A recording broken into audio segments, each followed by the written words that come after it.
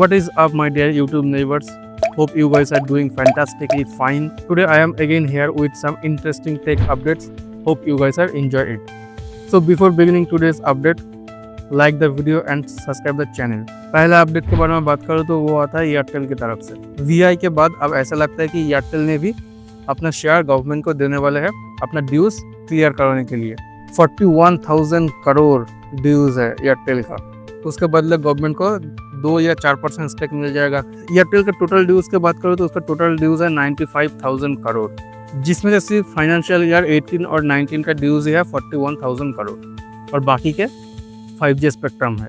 वैसे आपको क्या लगता है, ड्यूज क्लियर करने के बाद कंपनी का ट्रैफिक को थोड़ा डाउन करेगा या और ज़्यादा बढ़ाएगा? जो भी हो आप मुझे कमेंट में ज़रूर बताओ। अगला अपडेट की बात करूँ तो वो आता है सैमसंग की तरफ से। अभी तक सैमसंग का One UI 7 एक्सपेक्टेड सारे डिवाइस में अवेलेबल नहीं हुआ।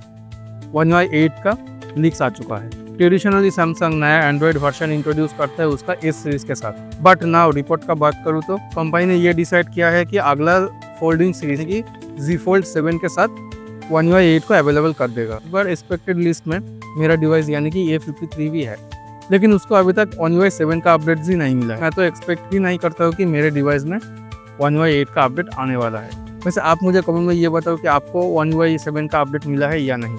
नेक्स्ट अपडेट की बात करूँ तो वो आता है एप्पल का iOS 19 को लेकर। देखो iOS 19 इसलिए नहीं स्पेशल है कि पहली बार आप आईफोन में आइकॉन साइज जो है राउंड कर सकते हो, but iOS 19 also brings iPhone's fast folding phone.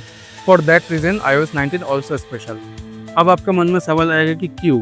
क्योंकि जब फ़ोन फोल्ड रहेगा तो iOS 19 आईफोन की तरह काम करेगा और जब अनफोल्ड होगा तो iPad की तरह काम करेगा। And iOS 19 manage it itself, तो इसलिए भी ये स्पेशल होने वाला है। नेक्स्ट अपडेट की बात करूँ तो वो भी सैमसंग लेकर आता है।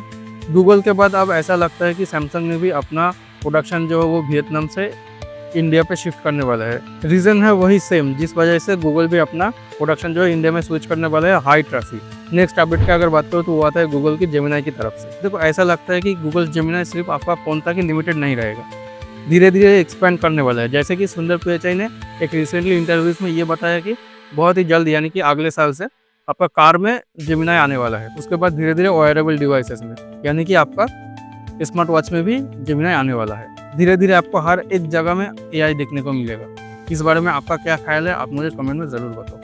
EU यानी कि यूरोपियन यूनियन ने फिर से फाइन मार दिया है एप्पल एंड मेटा के ऊपर। एप्पल के ऊपर जो है $571 मिलियन का चार्जेस लगा दिया है। यूरोपियन यूनियन का ये कहना है कि आईफोन जो है इलीगल प्रैक्टिसेस कर रहा है, डेवलपर से ज़्यादा चार्ज कर रहा है, और अगर डेवलपर वो देने से मना कर देता है तो यूजर्स को ऑफर कर रहा है चीपर वर्जन। तो ये है इलीगल प्रैक्टिसेस है, इसके वजह से उसके ऊपर जो है इतना फाइन लग गया है। मेटा की बात करूँ तो उस पर $200 मिलियन चार्जेस लगा है, क्योंकि यूरोपियन यूनियन का ये कहना है कि इंस्टाग्राम एंड फेसबुक जो है वो पर्सनलाइज ऐड देखने में यूजर्स को फोर्स करता है, और अगर आप ये एड्स नहीं देखना चाहते हो तो आपको पे करना पड़ेगा। तो ये भी यूरोपियन यूनियन के लिए एक इलीगल प्रैक्टिस है, तो इसके वजह से इसके ऊपर 200 मिलियन चार्जेस लगा है। क्या आपको लगता है ऐसे ऊट पटांग चार्जेस के चलते कंपनी का आपेल ठिकाने में आएगा? कमेंट में मुझे जरूर बताओ। नेक्स्ट अपडेट की बात करूँ तो वो भी आता है मेटा की तरफ से। मेटा ने फाइनली अनाउंस कर दिया है कि उसका जो Ray-Ban ग्लासेस है वो अब इंडिया मार्केट में आपको अवेलेबल मिलेगा। अब से मिलना शुरू हो जाएगा। कितना प्राइस होगा ये अभी तक कंपनी ने शेयर नहीं किया है, सिर्फ ये बताया कि Indian market, Mexican market and UAE market में Ray-Ban ग्लास जो है बहुत जल्दी अवेलेबल मिलेगा आपको।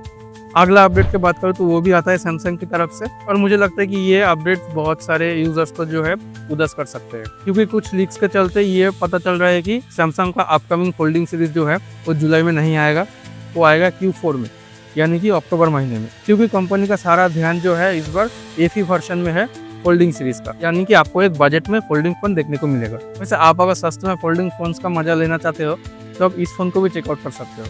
इसका प्राइस भी कम नहीं है, लेकिन सैमसंग से तो कम ही है, और सैमसंग के कंपैरिजन में बहुत पतला भी है। और इसके साथ खत्म होता है आज का अपडेट सेक्शन। मैं मिलता हूँ आपसे अगले वीडियो में। Till then subscribe to Tech Check. नमस्ते।